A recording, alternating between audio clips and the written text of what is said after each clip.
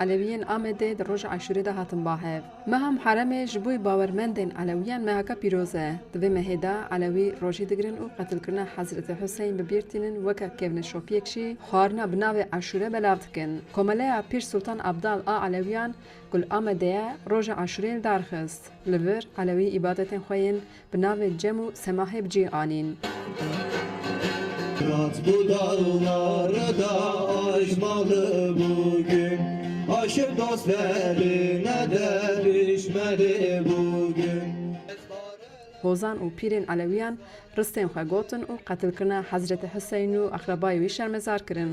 هجای گوتنه که ایسال وزارتی کار نوخواه به هجتا تدبیر اولیکاری نهیشت که هم لأنقره هم لآمده و هم لگرک باجارن دن علوی برنامه عاشوری لدار بخن. برنامه و چراکین گرسی هاتن قدخه کرن.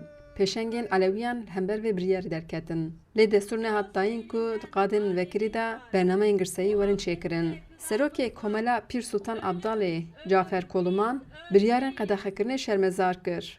Demek için kimseden onay almadık, almayacağız. İcazet almadık. Em bavariya xwe bicîbînin meşkesi destur naxwaste û em naxwazin jî. Qedexe nikare bibe asteng li pêşiya ibadetên me. Tabii ki Alevi yurttaşlarımız hala çok ciddi sorunlar yaşıyorlar.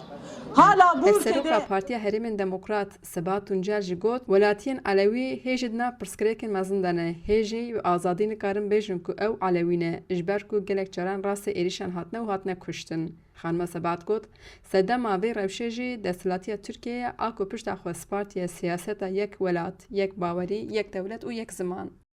Cigirê Serokê Partiya Demokratîk a Gelan HDP İdris Baluken jî di bernameyê de amade bû û got li Meraş, Sîwaz, li Gazî û di bûyerên Geziyê de welatiyên Alewî hatin qetil kirin. Wî got heman feraseta qetlîamkar li Sûr, Cizîr, li Roboskî jî bi hovîtiyek mezin bi ser berxwedanê de çû û qetlîaman pêk anî.